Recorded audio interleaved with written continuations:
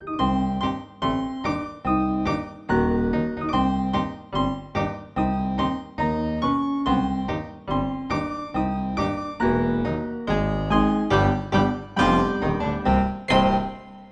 to Finding Monster Right. We dreamed of creating the world's best podcast, and we succeeded, right? Right. I'm Dr. Adam. Is this all I am?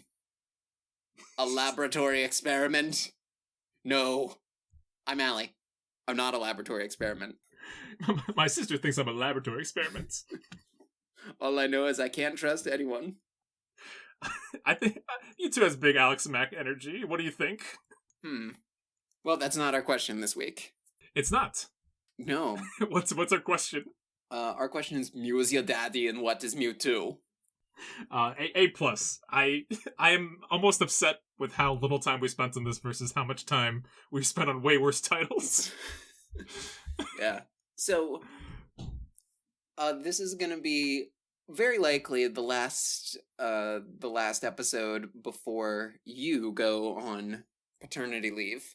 Oh yeah, the boy is cooking. Mm-hmm. He's almost ready to pop. We're at 37 weeks over here. He's almost golden brown. And it's a crazy time. So yeah, I said, why not brush off one of my my most revered topics? Yeah, let's. Something that I attempted to make a video essay for about 5 years ago. Mm-hmm. It's gonna be an Adam heavy episode. It's a dad themed episode. Yeah, it's all coming together here. Yeah, it's also a sci-fi episode. Yes, for our wonderful month of Sci-Fi July. Yeah, this is the third time we're doing it. And this leads me to my very favorite annual Finding Monster Right tradition, Adam. Mm-hmm. Without looking it up. Oh. From memory, how does the Independence Day speech go?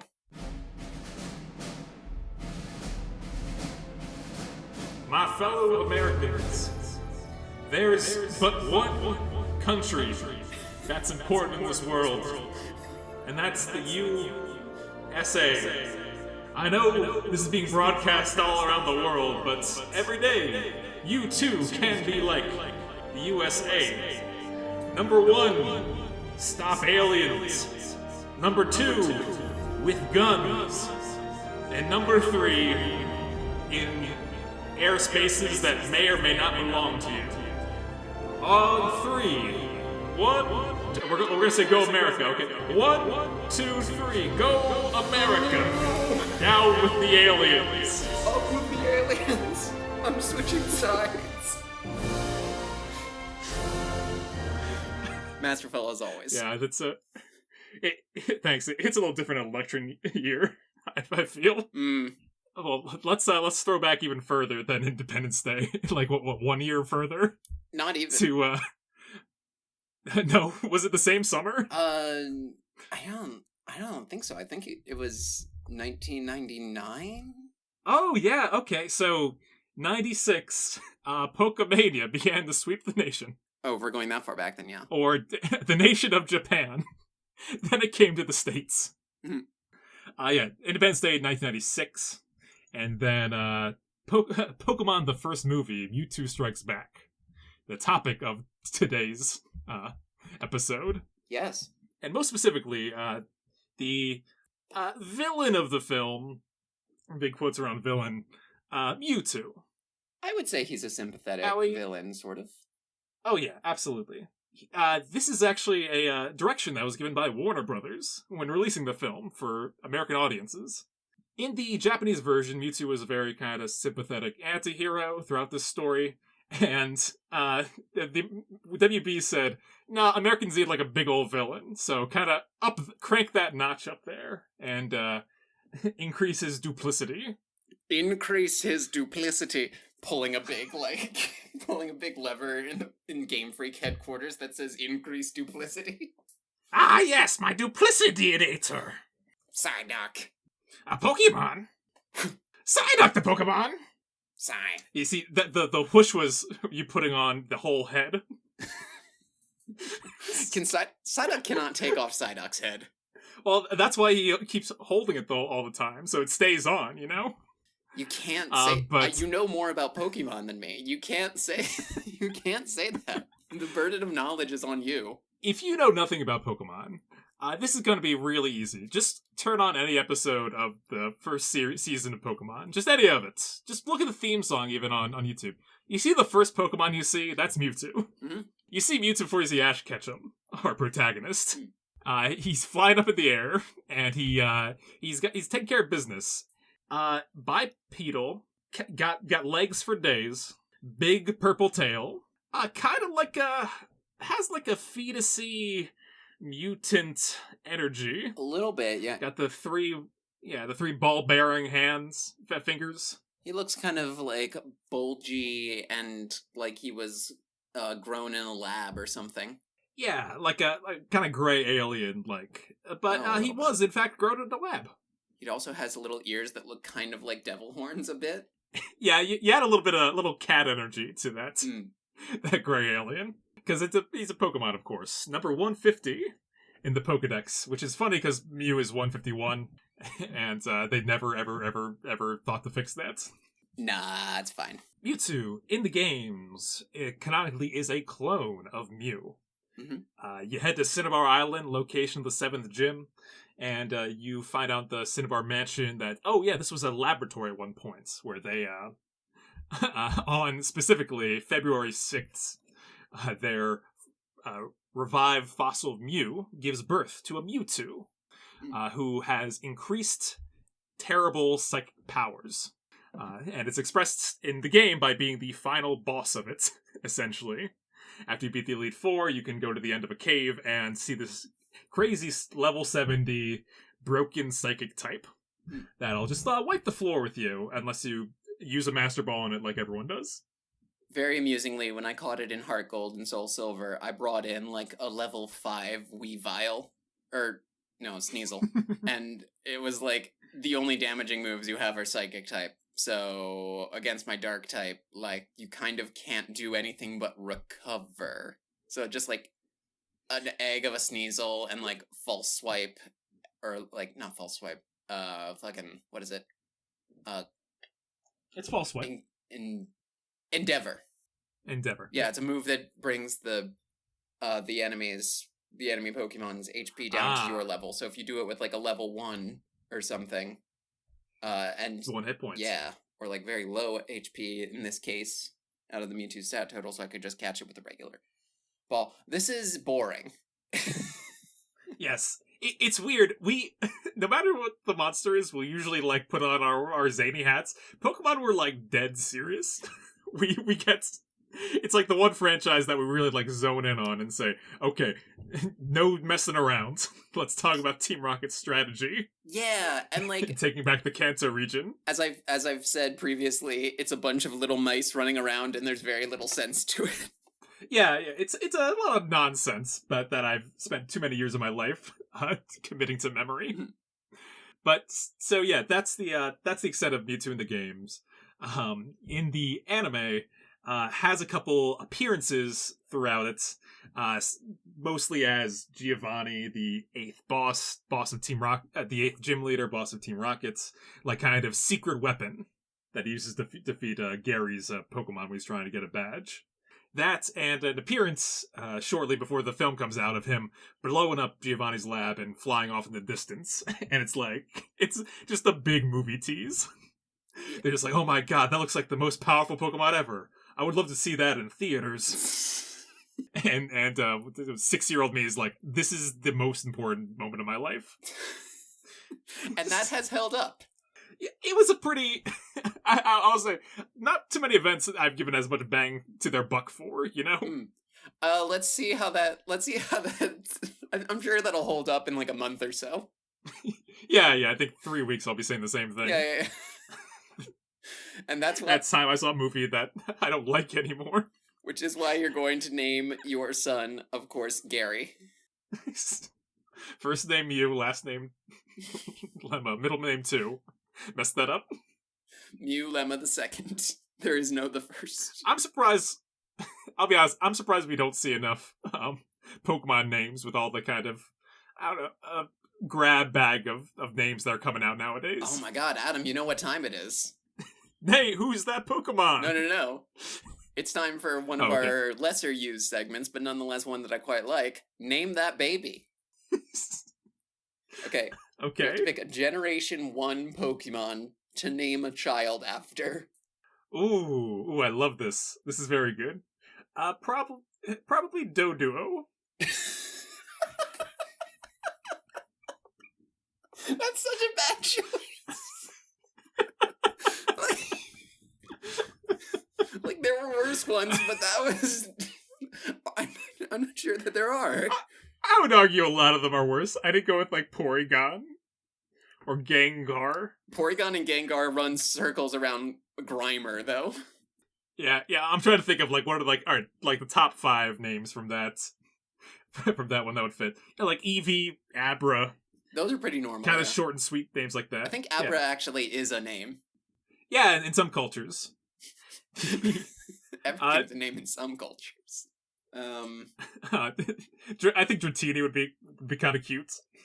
I guess. That's a good baby name. It's not a name you can really grow into. Yeah, well, once you become a teenager, you would have to start going by Dragonair, which is the douchiest name I've ever heard. It's a name that sounds like a hair product. I love Dragonair, though. I've always liked Dragonair's design. Oh, it's a fun time. Yeah. I think it's both the best ones. Although I think if I were to say the most likely name to be co-opted as a Gen Alpha name is Ekans. Ekans isn't the worst. It does sound like more of a last name, though. Oh yeah, I can see that. But it's like Ekans. Yeah, it's snake backwards. Does Gen Alpha do stupid shit like that? Gen Alpha's like almost 13, the oldest. Oh, okay, so we don't know what they named their babies yet. No, I'm talking about the circle of them. There's a lot of it's big on last name babies, especially for like girls. Like giving a girl name like James or Jameson. That's kind of stupid. What kind of idiot names a girl a name that ends in son? It's a weird move. Yeah. Although I would not be surprised if I see a James daughter. Not too distant future, but yeah. Okay. Adam, what the fuck's my name, real quick? You are already dad-brained. Like, you didn't catch that. I think I call you Allie so often. Yeah, that's that's a thing. When I had my dead name, like, you remember, I never went by my nicknames. It was a nicknameable name, too, and I just never nicknamed it. But I almost exclusively go by Allie. I don't know what that says. No. Well, as we're about to learn, the circumstances of one's birth are irrelevant. Happy Pride, everybody. This episode's going up in July, but it's still Pride for us, so. Yes. So let's so that's Mewtwo in a nutshell. Let's talk a bit about this film. So there is a really, really good version of this movie, and it's called the Japanese version. It says that on the Yeah, it says that on the box. You pick it up at a corner drugstore. Wouldn't that be great if, like, you just pick up a DVD and it's, like, the German dub of Shrek 2, it says. Or, like, Ein Deutschen Dubben der Shrek 2, or whatever, however you say that in German. I just made it up now. I don't speak it, but I can if you like. It's just a picture of the 3 pigs on the cover. But yeah, so this is hardly a movie in terms of length. It airs in the theaters with Pikachu's Vacation in front, which is like a 15 minutes, preschool sequence that makes you say, "Am I in the right movie? Is it going to be this for 15 minutes?" Which I'm for 90 minutes, which I'm almost sad that I had to bring parents into. Yeah. But take out the end credits, take out Peach's Vacation. It's 70 minutes of actual movie. Wow. Like hardly more than an hour. And they get right into it. But the Japanese version has a really great sequence in the beginning. I sent it to you earlier. And I watched it, which is crazy because I think I've seen the English dub of that before, but it's crazy because I feel like I just finished watching the first ever movie I saw in theaters. Right. When I was like 5. I want to say it wasn't my... So, I have weird memories of that. I remember seeing Toy Story in theaters, but I would have been 2. So I don't know if that's possible. I have a memory of my mom getting a parking ticket when I was in like a car seat. Mm. Yeah, I mean that could be it could be the case. But I definitely for sure remember seeing Flubber. Thank God. I think both of those beat Pokemon the first movie to theaters. What, seeing my mom get a parking ticket is a better movie than Pokemon the first movie? I don't know. I remember hearing a story about someone that chose between seeing Pokemon the first movie and Doug's first movie. But anyway, so yeah, the opening sequence has it's Mewtwo as a newborn, as a youngin' thing, being raised in a lab by Dr. Fuji, along with several other attempted clones. They're the Bulbasaur, Charmander, and Squirtle, like, versions of the clones that you see later fully evolve later in the film. Which, Mewtwo was cloned from a fossilized eyebrow of Mew that they found in Guyana. Yep, nope, straight up Guyana. The real-world Earth country of Guyana. And they took it to the Kanto region in Cinnabar Island, a made-up island that does not real. Well, it's funny because there was a part of... The Kanto region is also real. God damn it, Allie. You fucking idiot.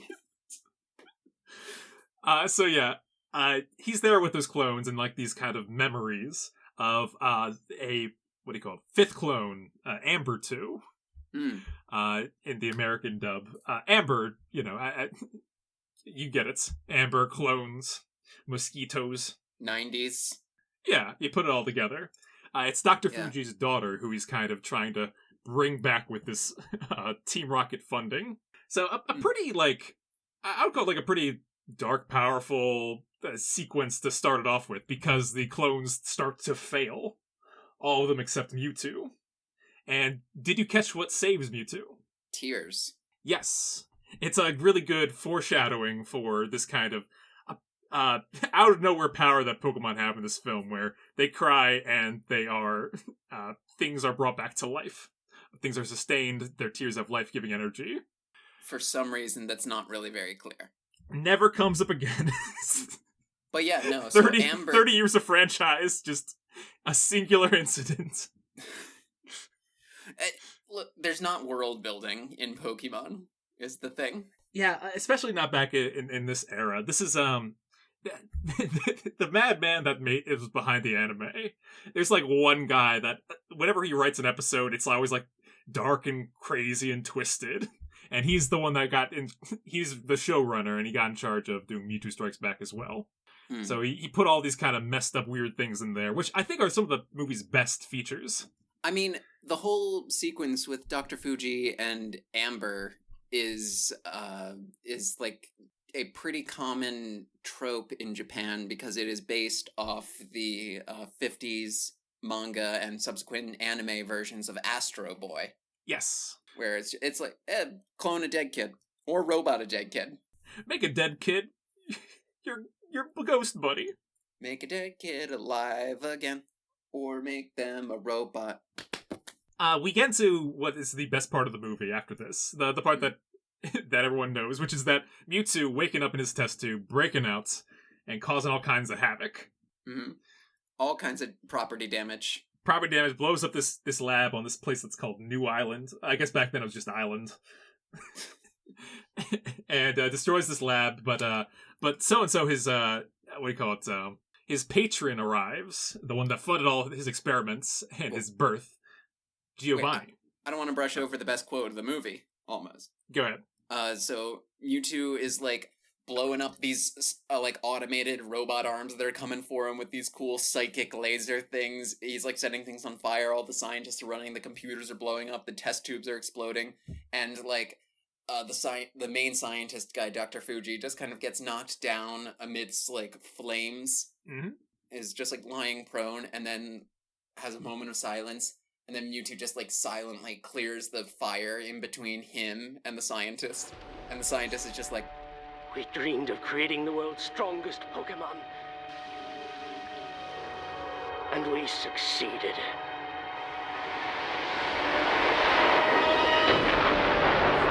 Huge explosion. Nailed it. Great start to the movie. Kick ass. Hits every, note that it's supposed to, and I know why people remember that. Little Frankenstein-y, perfect. Yeah, yeah. And then, like, a really just haunting sequence of a helicopter arriving and a mob boss showing up and saying, like, I know what your purpose is. uh, and Mewtwo saying, all right, let's do this. And so, yeah, the mob boss, Giovanni, runner of Team Rocket, puts on this kick-ass armor. Like, still one of, like, the dopest designs I've ever seen. Onto Mewtwo. And has him, like, kind of very, very first-class style, like, learning and channeling your powers. Focusing them, your psychic energies. And they do all these kind of, like, they do crime together. Oh. They, like, yeah. X-Men First Class. Yes, X-Men First Class. The movie, okay. You said that, and my first thought was Mewtwo on an airplane. Which had to have happened at some point, because it's not like they put him in a cage in the cargo hold. But, like, yeah, he hopped on the helicopter and went over. Sitting there, like a stewardess comes down. Like, I would like ginger ale. My tummy's a little upsetty. So, yeah, doing crimes. Very much, like, you know, this is the sequence where he is used in, like, a gym battle. Catching Tauros by, like, the dozen. And doing all these cool things, but still seeking purpose. Then Giovanni, out of fucking nowhere, just shows up to Mewtwo and says, so, you know what I said? I was gonna help you? Yeah, you were created to serve me. I'm just gonna tell you this apropos of nothing. Great. And Mewtwo, the most powerful Pokemon, this lab experience, doesn't like that and blows up his lab and flies away. Yeah, the movie does kind of start twice. Mm-hmm. Well, this happens. He blows up. He leaves Giovanni. He goes back to New Island and says, like, you know, I will find my own purpose and purge the world of all who oppose me. And that's the title sequence. Like, 10 minutes in, and that was the full story arc. Like, that was his full, like, tale, top to bottom. Yeah. The rest of the movie's just like a backtrack stasis-y kind of stance on it. Well, this is the thing I'm going to get into, is that Mewtwo's it's kind of written in this to be all over the fucking place where he is. But it's a really good, like, what is my purpose? What am I doing here? That wasn't it. This guy showed up. This bozo, who is absent from the rest of the picture. Oh, yeah. That's very true. But the rest of you could cut out the whole Team Rocket thing and it would not make it would make more sense. You could start here. And it might be a little more compelling of a mystery of, like, oh, what's going on here? Oh, and then reveal it in flashback, like the lab sequence. Yeah, do stuff like that. It's one of the things that majorly bugged me about... So this movie had a 20th anniversary remastered version. Well, hang on. Thing where they... Oh, yeah. I want to talk about, like, just the rest of the film. Like, what happens from there. Major briefly. beats. Yeah, major beats are, like, they... Like, when I say major beats, I don't want to be like, it was the first introduction of Don Fan. I want to be like, okay, major beats. Yeah. Ash and all his friends, the protagonists from the show, and Pikachu and all them, they go to, they get an invitation to this island. It's like a big Pokemon tournament. Whoa. They show up. Everything's all creepy. And, like, everything looks HR geekery.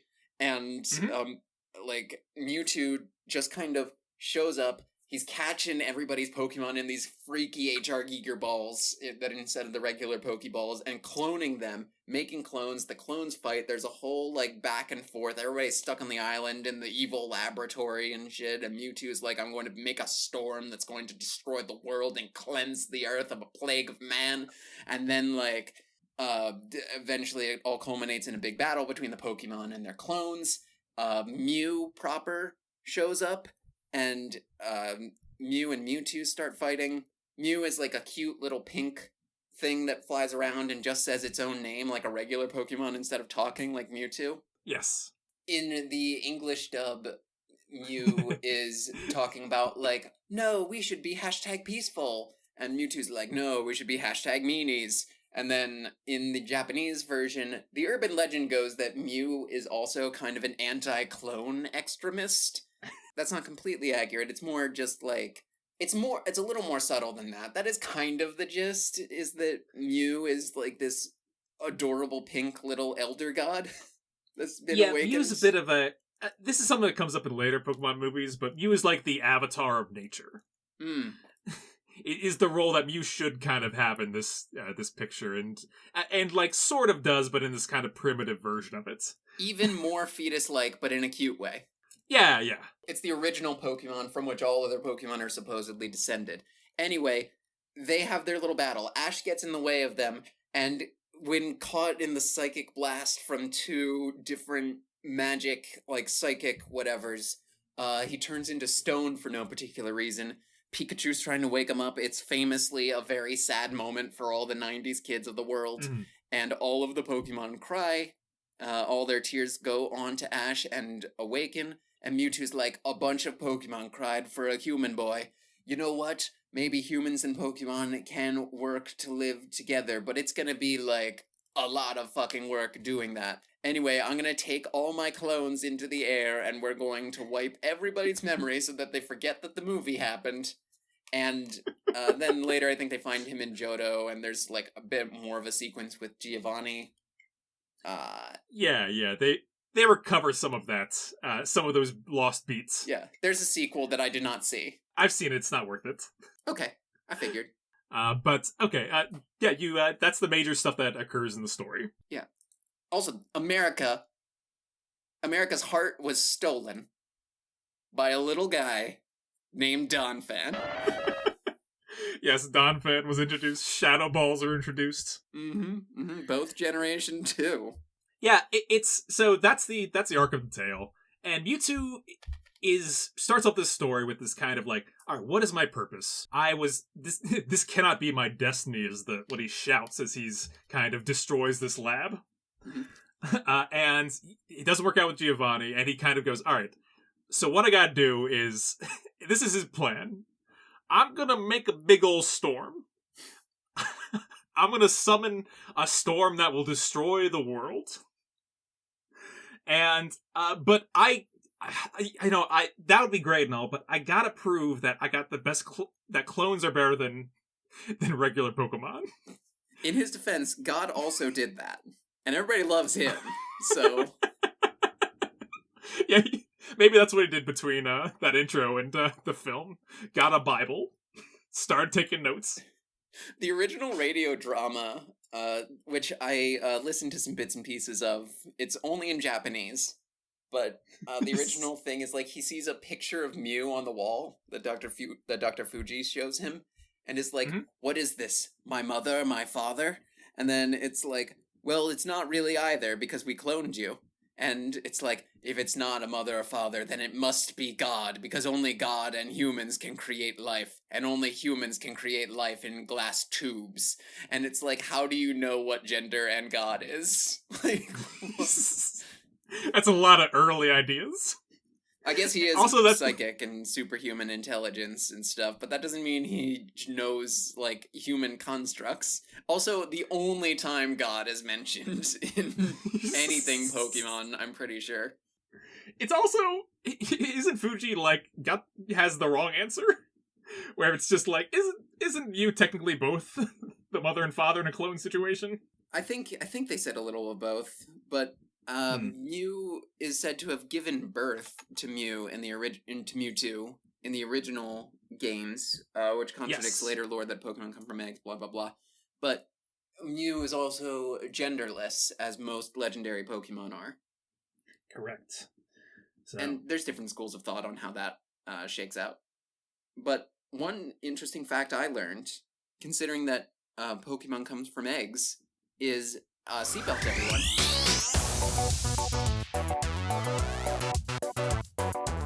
They have never cloned a bird. Oh, shit. Is it because of the cloaca? Not because of the cloaca, no. So, a mammal zygote is like 1 to 3 human hairs long. You can take the DNA out of it, you can put in DNA from a donor cell, you can implant it in a uterus, it's a ready-made baby factory, bada bing, bada boom, a baby's made. Makes sense. A bird zygote is like a tiny little piece of genetic information swimming in a huge single cell structure called a yolk. Okay. So it's like trying to pick out a little tiny stick out of a huge pool. It's like trying to pick a white marble out of a pool of milk. You can't. like trying to pick a Vaporeon out of a river. Very good. Very true. Did you know that Vaporeon is the... When I was young, and I used to draw Pokemon fan art, I would always draw a Vaporeon by drawing a couple sparkles in a body of water. Vaporeon is a Pokemon that can dissolve into water at will. The only way they've managed to kinda sorta clone birds is because you can't plant it in a uterus because birds don't have a uterus. Mm-hmm. Not like how mammals do, not a placenta. The way it happens normally is that the zygote gets coated in like different layers and stuff, and an egg is formed in the oviduct as it passes out. So you can't really do that with a clone. So what they do instead is they clone the cells responsible for producing gametes in a bird's gonads, put that in the gonads of another bird. So so the bird is firing someone else's bullets. Yeah. Okay. It's a cuckadoodle-doo situation. Very good. I've paid off. Glad you built to that. Yes, thank you. This whole... Look, I learned... It's not particularly relevant here, but, like, Pokemon lay eggs, so I kind of thought it was. I learned that, and I thought of cuckadoodle-doo, and I was like, I need to make this work. No, it's fine. I learned about the placenta this year, so we all picked up something. Yeah. I've been doing a lot of high fives in podcasts recently by high-fiving myself whenever I feel like a high five should happen. I noticed. Okay, so Mewtwo's plan. Mm-hmm. Big storm to wipe off the Earth, but man, I still gotta prove that clones are better. Mm. So I'm gonna invite a bunch of trainers here. The strongest will make it. I will clone some of their Pokemon and have my clones beat theirs up. Mm. And so Mewtwo's speeches in this, he's all over the place. Honestly, here's a big thing that I always wrote down is that he's like, his storm will create his own world by destroying yours. Your Pokemon will not be spared; they are slaves. Because he's got a chip on his shoulder from his dealings with Giovanni. Mm. It's been a rough outing for him. He does not have a good relationship. Humans and Pokemon can never be friends, is what he says specifically. Mm. So like this Andrew Johnson motherfucker. Mm-hmm. Like, yeah. So he does that, and then so Ash is like, all right, we got to fight back against this guy. If he's a Pokemon, I can catch him. So go everybody! He throws out his Pokemon. They fight, and Charizard doing his Charizard thing. This is back when he was disobedient and nonsense, and gets into all kinds of difficulties. Attacks Mewtwo and does a bad job of it. And Mewtwo says to Ash, "Your Charizard is poorly trained." Roasted. Which, my guy. My Mew, do you want these... you can't play both sides. Are these Pokemon... yeah, are they slaves to these poor human masters? Or are the human masters just, bad trainers? Like, let me give you notes on your slavery. How you could be doing slavery better. You're right, he is all over the place. He's just, it's appropriate that he's my first, movie villain, because he's kind of every sort of villain that there is. Yeah, and I feel that, a lot of this came through in the dubbing and the translation of it, because of that Warner Brothers note. It's the, you gotta villain him up. Mm. And so it's stuff he makes clones of the 3 starters, their final evolutions, Venusaur, Blastoise, Charizard, and there's a long fight with each of them fighting each other in this his dojo. And each one, the clones 3 times over are proven to be better. And he says to them, he clones all the Pokemon that are there, they all fight, to prove the same thing again. He even does this crazy, there's a crazy line about how he suppresses the Pokemon's powers, so they have to, let's bump each other. Which is just a bad... That feels like a, what do you call it, a budget note. Yeah, there's the famous line, Pokemon weren't meant to fight. Not like this. Not like this. Which is not all lame and unmarketable. Again, a real mixed and messed up message that we have in here. Mm. After the clones fight, he says to the humans, you have served your purpose. I'm sparing your lives for the moment. It's time. So, does he hate humans? Is he cool with them? Is the world but the world's too small for him and Mew. So he's still gotta prove himself superior. I mean, where does that special attack base stat come from? Because he's clearly an idiot. Yeah, he's all over the place. But he ultimately comes to, like you said, yeah, Ash turns to stone. His big moral lesson is, I see now the circumstance of one birth is irrelevant. It's what we do that defines us, which is not exactly the lesson that you get from that. Yeah, it's kind of more just like, it's cool if you do nice things for other people is more of the lesson. Yeah, it doesn't... Like self-sacrifice? Self-sacrifice is cool, actually. Right. He just kind of like, oh, cool job, bro. Let me erase everyone's memory. Thanks for teaching me these things. No one needs to know this. It's a very Catholic lesson, honestly, because, like, it's actually really cool and good to self-sacrifice and forego getting more personal power for oneself, and instead just letting the system operate as is. Also, I'm going to absolve everybody of my sin. Right. So there's all that goes on, and that's just, those are the major, like, you know, irks that there are. Then there's all a bunch of minor things. There's a prophecy early on that's only in the dub. Nurse Joy gets kidnapped for zero reason because Mewtwo is fine, like, just being the face of this operation. Mewtwo, like, hates Pokemon being slaved and stuff like that, but has a Dragonite and Fearow in the beginning of the movie that he has kind of employed to do his, like, dirty work. The Fearow, like, has, like, a spy collar, and the Dragonite delivers his mail and shit. That doesn't come up again. But that's all little things. Allie, I'm gonna list for you right now what Mewtwo's powers are throughout the course of this movie, okay? Okay. Mind control. Check. Telekinesis. Okay, that is literally a move. Yeah. Teleportation. Also literally a move. I don't know if you can learn it. Levitation. This is a good build for, like, a Smash Brothers character, like he is. Yeah. Storm conjuration. Okay, well, I guess you can kind of, like, telekinetically move a pressure system around. If you fuck with the sky enough, if you just shoot enough, like, psychic bolts up into the sky, something's gonna get moved that shouldn't. Yeah, I guess if you do it that strong enough, like, it'll end the world. It's pretty, that's pretty derived, though, I would say. Regular conjuration of all the HR Giger bulbs. Don't know how that happened, but this is a world where matter to energy, who's-y what's-it stuff is pretty commonplace, so I don't know. Reflexo Hyper Beam. How do you do that? Builds a lab. Smart enough to perfect Pokemon cloning machine. The one that he destroyed in the beginning of the film. Tech builder. Construction. Just Mewtwo with a Raspberry Pi. Just like... The world's biggest... It's like a 90s Raspberry Pi, so it's like the size of a supercomputer. Yeah, and also it's like, thank God this is big enough that I can use my little fingers on it. I think in a modern movie, there'd like be a female AI that comes out of it. You get it. Yeah. So, other abilities include blocking all Pokemon special attacks. Okay, so fully just a made-up thing. Shadow Balls, Mass Levitation, Mass Memory Wipe, Mass Time Teleportation / Time Travel, because he resets all the events of the movie and puts everyone back on the docks before the storm goes off. And terraforming. So yeah, they kind of put everything under the sun into his arsenal.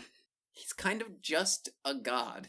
Yeah, it's big. So this is, like I said, notes from a video essay I was going to put together. This is when I would have called out, like, Brandon Sanderson's laws of magic and stuff like that, where it's just like, he kind of has all these abilities that can really, if deployed in a different order, totally change, like, the structure here. Branderson's first law is about how it's like, you can solve your problems in your plot with magic if people know how that magic works. Otherwise, it's just ass pulls. And normally with Pokemon, that's not hard, because, like, all of these moves have, like, stats and stuff in the game, and it's not, like, there's more flexibility in the anime because it's, you know, it's more flexible because it's not relying on a 16-bit game cartridge to figure out how it all works, but like... Pikachu, dodge! Like, that's unfathomable in that RPG setting. Yeah. Yeah, so it's, it turns things real time, and yeah, it ups a bunch of stuff, but it's really, really put in the back burner to all this, like, this kind of... I feel like if Mewtwo popped up in, like, the main series in a modern thing, it'd be like, who's this, like, Mary Sue? like, what the hell is this guy that came around that can just do everything? Well, they wouldn't make that complaint because he does have a man voice. Oh, that's true. A very good man voice, I gotta say. Yeah, yeah. Oh, actually, also, Mewtwo is also a non-binary icon. Hey, yeah. Yeah, alright. So back in the day, I went through the film a couple times. I took some notes. I said to myself, what are the big things here that could change? Because we talked about it before. Like, the bones are there. I love, and I really, I hated this 20-year anniversary. They, like, remastered it. And I said, oh, you're going back to it and kind of fixing things? And they're like, no, you know the best parts of the movie? The kind of gorgeous hand-drawn 2D animation and the, like, the roaring music and stuff like that? Yeah, that we're getting rid of. It's now going to be, like, a really shoddy CGI that, like, looks dated when it came out. I didn't see anything from this, but I saw a few frames, and the human characters look like Robot Chicken. Yeah, it looks really awful, Mm. honestly. And they mostly do, like, the plot beat for beat. You know, change a couple lines, but it's, like, it's all still there. The same, like, like I said, these unfortunate story beats that I think could be way improved with time. So, like, yeah, about 5 years ago, I started penning, like, all right, what'd be the way that I'd fix this? If I had to take it from the top, what would I do here? A good video essayist that I've showed you before, Just Right. Yeah. Had this really great picture, had a great video about the morality in Batman Begins. And he talks about how, okay, each act of the story that you kind of, it tests out different characters' morality. And you get to see if it works or doesn't work. And I thought that was such a cool idea for the kind of maximizing the four major characters of this picture. In Mewtwo Strikes Back, which I gotta say, crazy title to have for a, like, first movie. Yeah. Yeah. Especially, yeah, you know, classic Empire Strikes Back, second film. But Mewtwo is striking back after the events of the first 10 minutes of the movie. Dog, that's just a movie. Well, I mean, I guess. Like, I mean, it's every... Yeah. You're right. I was gonna object, but I can't. Well, listen, this is... I want to start off by saying I'm inherently a bad person. Because this is a child's property. And it's bad to want good things for children. Children should learn to suffer to be strong. This movie's a matter of circumstance in how it was constructed. All these things happened because of the Pokemania at the time. They rushed things, they slapped it all together. It's what it is. They didn't have to make the movie bad, though. Yeah. I agree. That's why I'm coming up with this. So here's my, like, big fixes to what could make this worthy of being a nostalgic picture. Mm-hmm. So Giovanni is resolved in the first 10 minutes. No. His relationship with Mewtwo should extend well into the film. I think that the kind of Clone Island thing is a Mewtwo scheme that he is puppeteering Giovanni to think is his. Interesting. Keep him around as your true antagonist. That hits that WB kind of that direction. They want a clear villain. It's the cackling mob boss that tells the villains of the show what to do. Yeah. Have a bigger spotlight on him. Mewtwo, in the beginning of the movie, looks to be his Darth Vader, his number 2. Like, kind of his great tool. When, in reality, the kind of mid-movie pull is that, no, Mewtwo's been calling the shots all along. these clones that they've been making aren't loyal to Giovanni, they're loyal to Mewtwo. I like the idea of starting the movie with, like, Giovanni showing up on this, like, ruined island and, like, pitching Mewtwo on his MLM. And, like, the mid-movie sort of flashback is, like, little bits and pieces of Mewtwo's origin. Yeah, and the, if you're trying to make it line up with what's happening in the anime, it's like, the blowing up lab, doesn't have to be the full falling out. Can just be a tantrum of sorts. Can just be a, like, I'm testing him, seeing what happened. What does he do when I do this? How desperate is he to keep me around? Like, kind of a real cat and mouse game that Mewtwo's playing here. That's the big tick that happens there.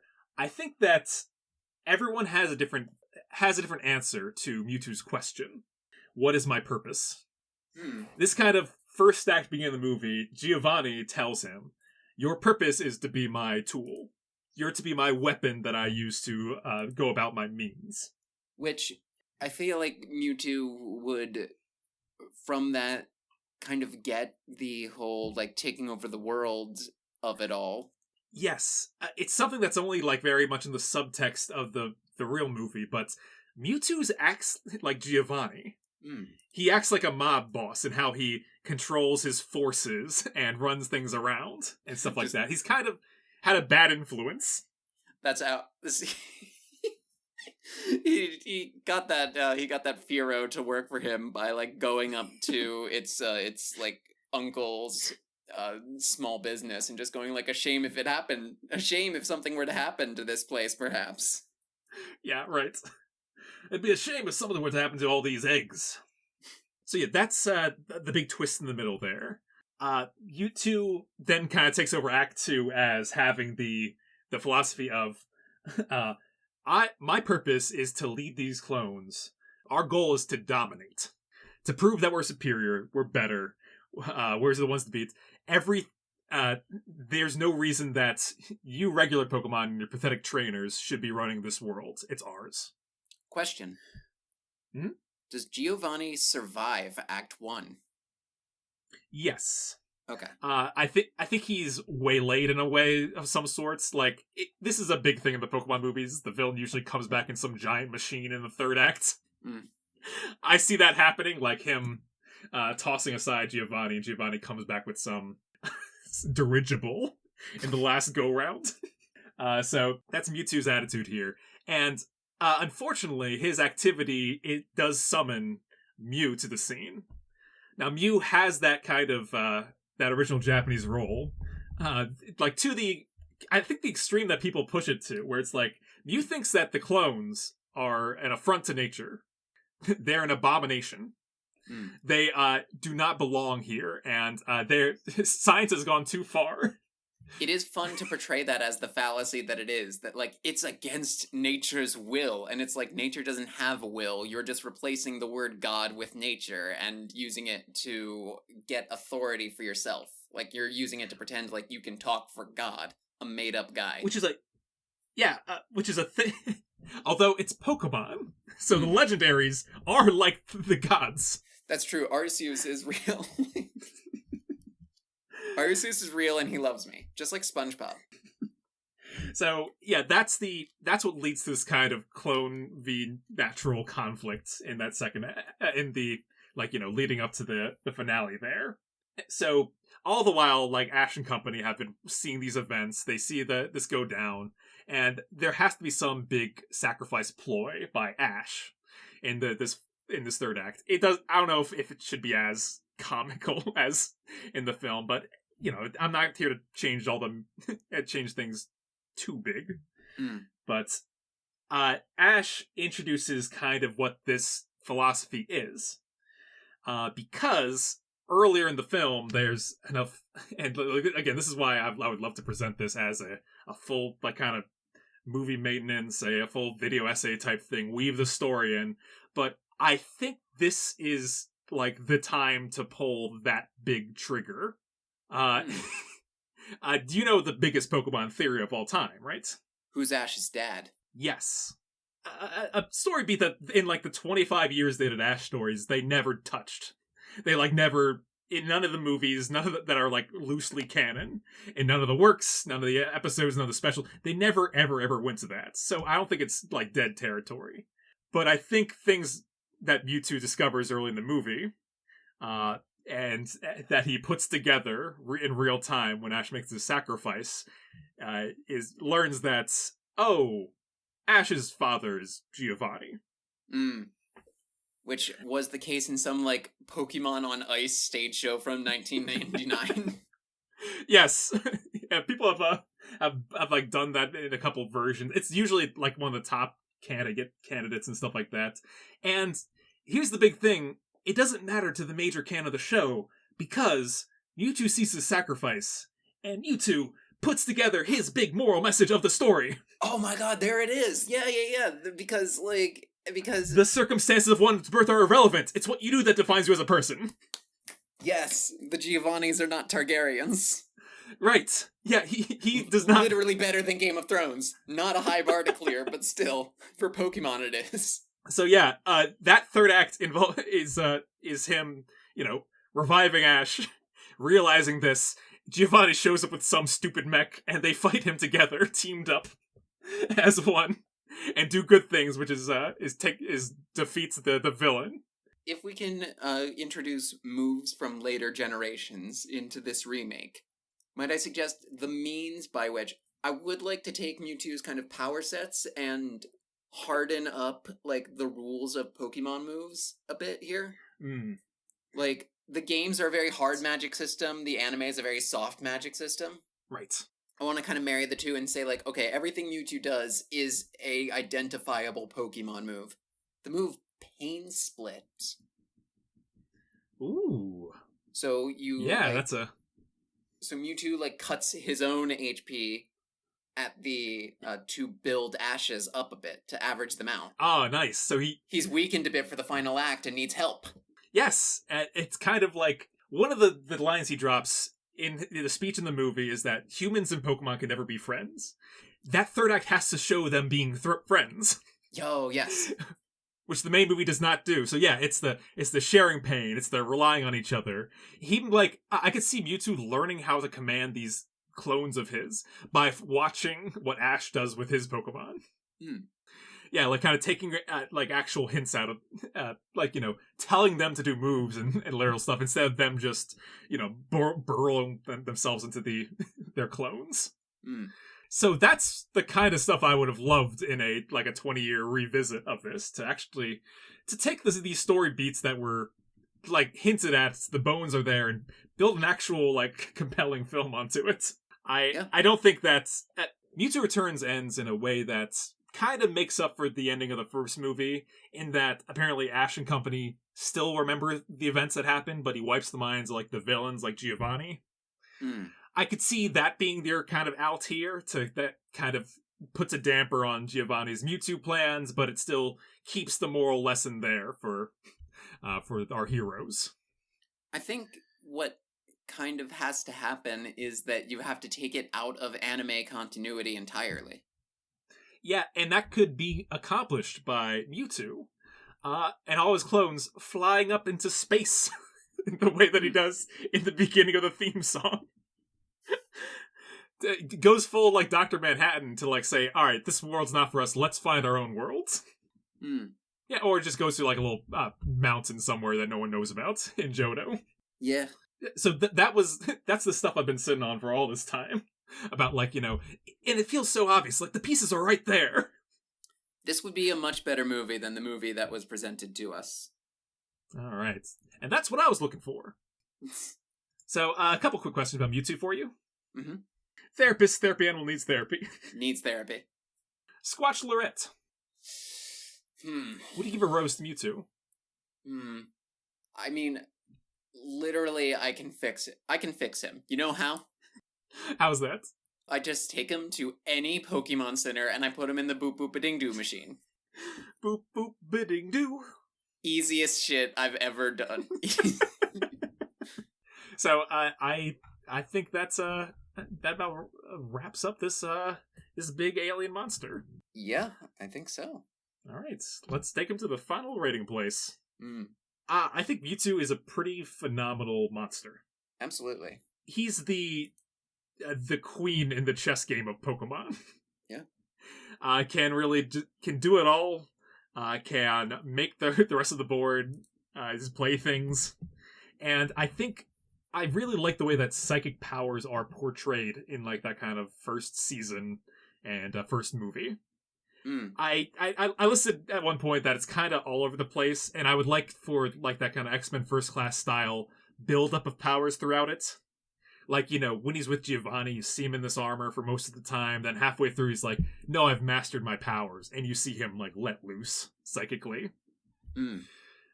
I'd love to see like that mansion flowing with like Team Rocket agents and stuff like that, and him just making fast work of all of them, similar to the intro. Yeah, just a little bit of like Darth Vader Rogue One scene. Exactly, just him kind of like, you know, having it because the movie sets him up to have revenge against not the people responsible for his circumstances. He got revenge on them like first thing in the movie. True. So, and I didn't say this at any point, but I do want to say my pitch for a name change for it isn't Mewtwo Strikes Back. It's just called Mewtwo's Revolution. Oh, okay. Which it kind of hints at what's going to unfurl a bit, but I think it's a much better version than immediately the kind of antagonistic one that his Western title had. Mewtwo has a built-in defense against counter-revolutionaries, too. Yes. 2 necks. You need 2 guillotines, and who has those? Right. But I think that Mewtwo is the reason why this stuck around. This film in the 90s kids subconscious. Mm. And despite the kind of all over the place story and lackluster storytelling, I think that his presence really delivers well. Yeah, it is kind of like, you know, it's all these like goof 'em up colorful monsters shooting beams at each other, and then like some insane like Miltonian feline just emerges out of the ether and just takes over the narrative. He feels like he came out of like a specific like a Dragon Ball Z, like a totally different anime, and just stepped into this one to destroy everything. The thought occurred to me as I was doing my Mewtwo research, and like I don't know how racist this is because they're just both Japanese, but Mewtwo versus Godzilla. Ooh, oh hell yeah! Man's creation versus man's reckoning. Like, who would win? Movie Mewtwo especially, who's got like a lot more like magic sort of to him. Yeah, it's tough too because Mewtwo's been an asshole for so long, and the can do anything. It's one of those real Goku Superman situations where it's just like, yeah, you just keep taking them to the nth degree, and it'll keep going. I could see Mewtwo like blowing up to the size of Godzilla for a fight. That would be so dumb. And it would be amazing. True. No, it would make me think of Pokemon 7, Destiny Deoxys. That's just a full on like kaiju movie, Pokemon movie, where it's just that's going on in the background the whole film.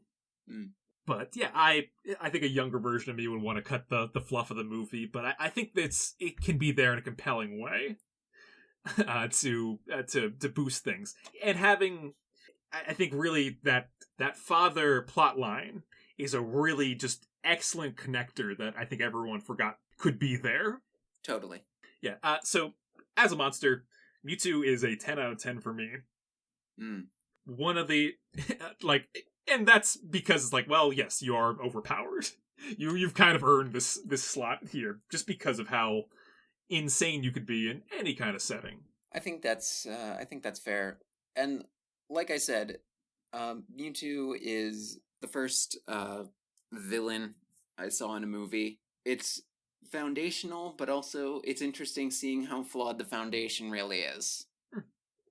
It's and again, it's a bit of the what do you call it?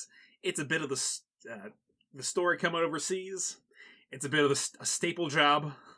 Mm. It's at the wheel was this mad lad who really wanted to turn Pokemon dark. His original plan for a final movie was like Pikachu and all the Pokemon like revolt, like they'd lead a revolution against the humans, and like there's been some crazy plot lines Awesome. that never came to pass.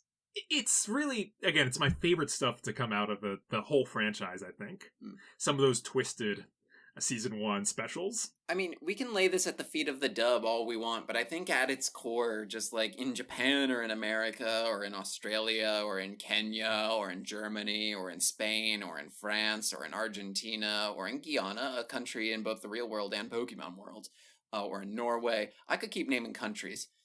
The point is, there's no world building to this. Like, there's not really a story. It's kind of impossible to build a story out of the canon as it exists in like the anime or in the movie. The Mario movie really like took some liberties with the lore by making up any lore at all, pretty much, in a way that I think works for... I was just saying, like, yeah, no, I see what you're saying. They had to work off of a diary that has like 6 words in it, and a sprite that appears in a cave. Yeah. Yeah. So I think that's the direction that Pokemon should go, and then they'd be famous. Yeah, then they'd figure it out. Yeah, become best franchise in the world.